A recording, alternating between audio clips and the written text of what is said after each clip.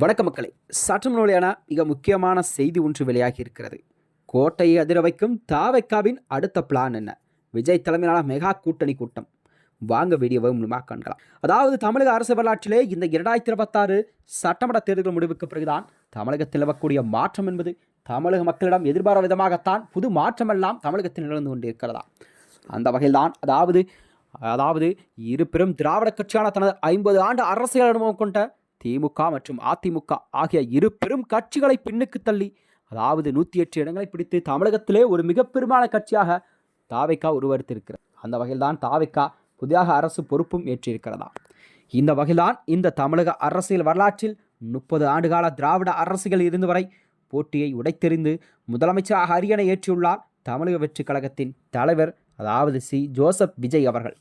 கடந்த மே மாதம் நடைபெற்ற இந்த சட்டமன்ற தேர்தலில் 108 இடங்களை கைப்பற்றி தனிப்பெரும் கட்சியாக உருவெடுத்த தாவைக்கா பெரும்பான்மைக்கு தேவையான அந்த 118 இடங்களை எட்டாததான் தற்போது கூட்டணி அரசை அமைத்திருக்கிறது. கடந்த சில வாரங்களாகவே தாவைக்கா கூட்டணி என்ற ஒரு தற்காலிக பெயரிலே அழைக்கப்பட்டு வரும் இந்த ஆளும் கட்சியின் அதிகாரப்பூர்வ மற்றும் பிரம்மாண்டமான ஆலோசனை கூட்டம் நாளை மறுநாளோ கண்டிப்பாக சென்னையில் நடைபெறும் என திட்டமிட்டிருக்கிறதா.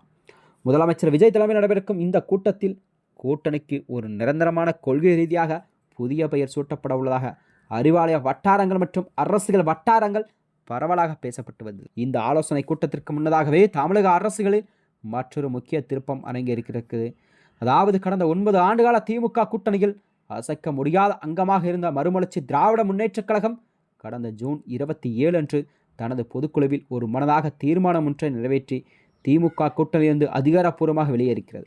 மதிமுகவின் பொற்றான வைகோ கூட ஊழலற்ற கமிஷன் இல்லாத பேரறிஞர் அண்ணாவின் கொள்கை வழிநடக்கும் முதலமைச்சர் விஜயின் தாவைக்கா அரசுக்கு எங்களது நிபந்தனையற்ற ஆதரவை நாங்கள் கண்டிப்பாக வழங்குகிறோம் என்று அறிவித்திருக்கிறார் வைகோ அவர்கள்.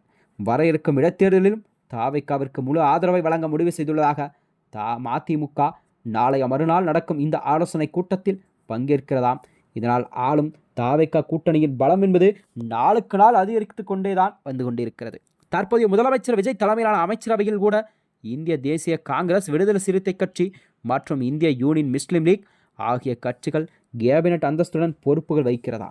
இந்த நிலையில்தான் கண்டிப்பாக புதிதாக பொறுப்பேற்றுள்ள இந்த விஜயின் தமிழக வெற்றி கழகம் தமிழகத்தில் ஆளும் கட்சியான தாவைக்கா அரசு மீண்டும் அதிக பலத்துடன் கண்டிப்பாக இடைத்தேர்தல் சந்திக்கும் என்று எதிர்பார்க்கப்படுகிறதா.